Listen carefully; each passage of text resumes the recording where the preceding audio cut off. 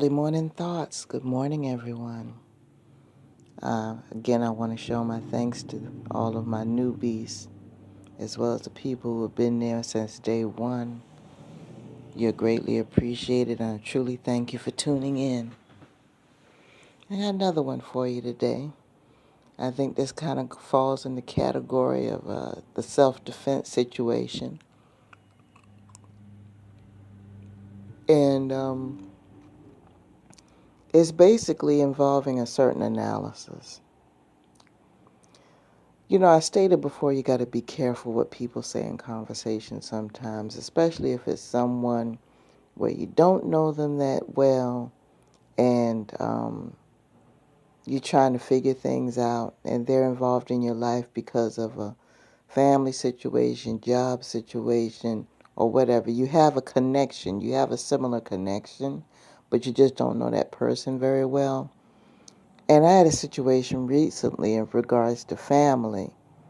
And I had to sit down and be quiet for a moment and really analyze this person before I decided to continue on with the situation.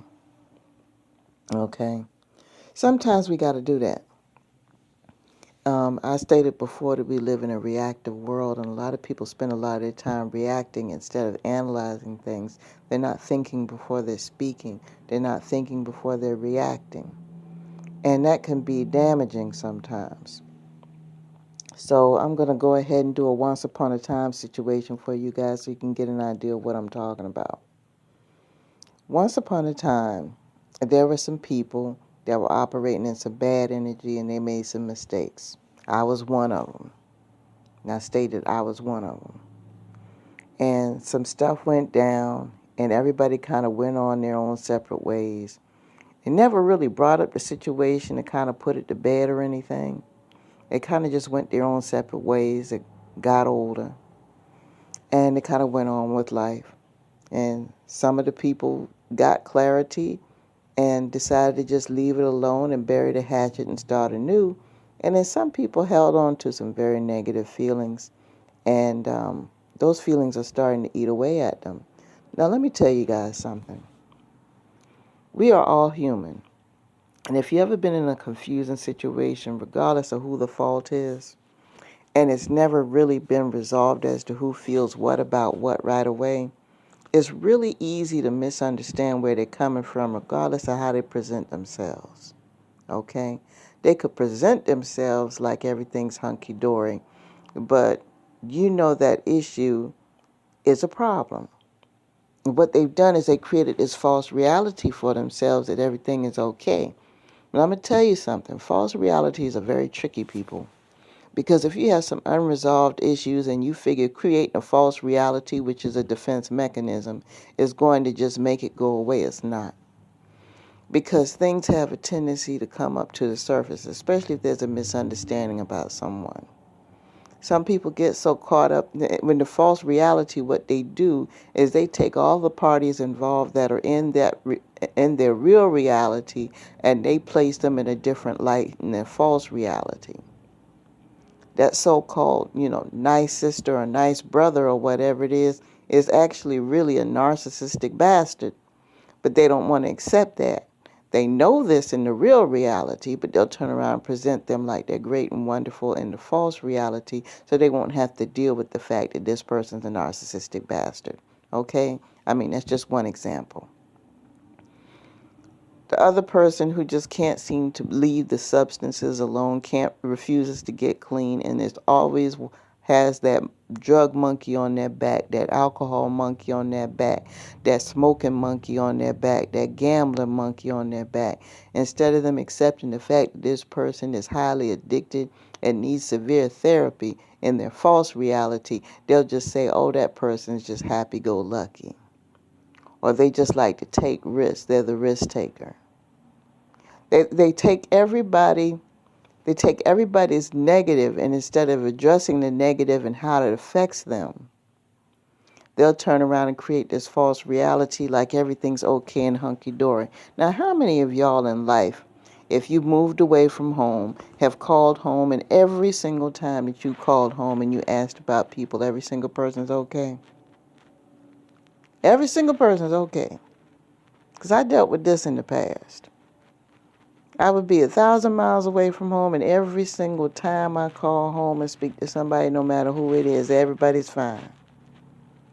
But see, I make it a point to keep them on the phone for a little while, because after a while, that fine turns into something else if you keep them in conversation. That's just a little trick you might want to go into if you want some answers. If it's a 5-minute conversation, everything is fine and they're ready to go. Okay, everything's fine and they're ready to go, but talk to them for a while. Talk to them for a while. You'll find out how everything is not fine. They're living in a false reality. Excuse me. They're living in a false reality. They really are. And what happens is with that false reality, it's like the pig that had the house of straw. That had the house of straw with the 65-inch and the 70-inch TV, probably 80-inch, in every single room in the house. State-of-the-art appliances in the kitchen. Automatic appliances throughout the house. Computers in every room. The top-of-the-line designer furniture. But you're living in a straw house. That's what the false reality is. You got everything fancy in the house, but it has no strength, no foundation. And a minute a storm comes, it's leveled. And that's what happens with a false reality, people. What happens with a false reality is that when trouble comes, it's over. It's over. Everything falls apart because it wasn't built on a firm foundation. Nobody took the time to get quality products that they need. They didn't carve out the time that they needed to really do a good job constructing it. They didn't have good people on the crew who knew they would do what they were doing to build the house, so they were messing up things. The ground that they were probably building on was already messed up. Nobody surveyed the ground before they built the house. It's a whole lot of things involved with building houses. And for those of you who don't know, go to those little DIY channels, HGTV and things like that, and actually watch how they build a house. Before you can't just pick a piece of land and start building a house. That land's got to be surveyed. The surveyor comes out and it checks the soil content, the moisture content, the chemical content, and everything else. They got to make sure that ground is sturdy enough to hold the house that needs to be built. They got to make sure that nothing toxic is coming from the ground.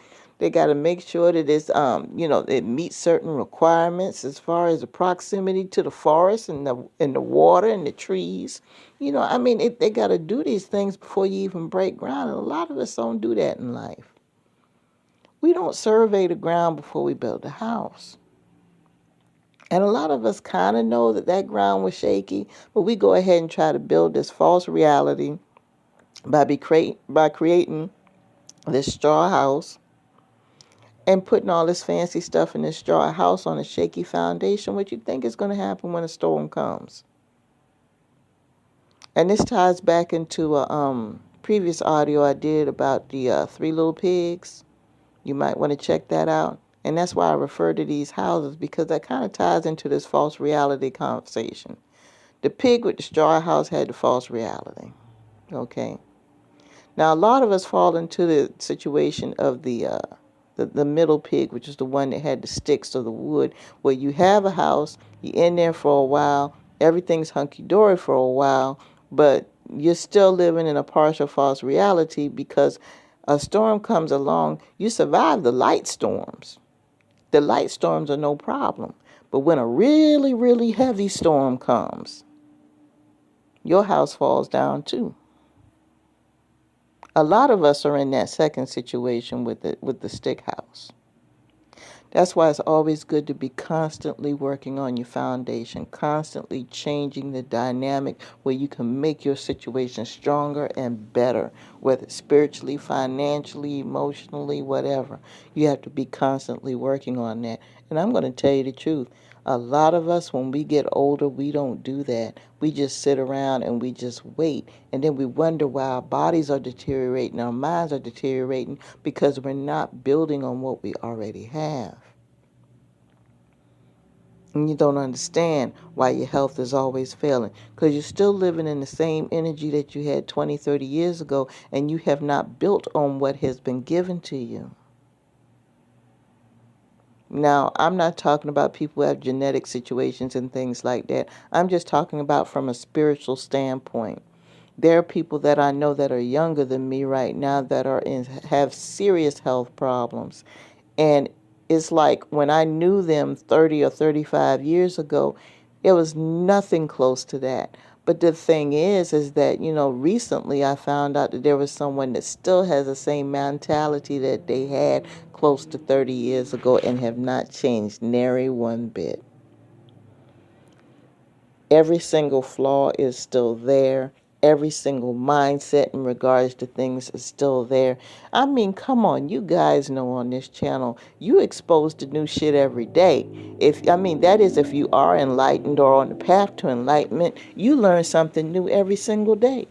But the thing is, how are you going to turn around and you're going to be on this earth for another 25, 30 years and don't experience any kind of change? Don't learn anything? And the problem that they have is that their circle of influence is getting smaller by way of death or divorce or distance. Those are the 3Ds, death, divorce, and distance. Those are the 3Ds, and they're suffering from that.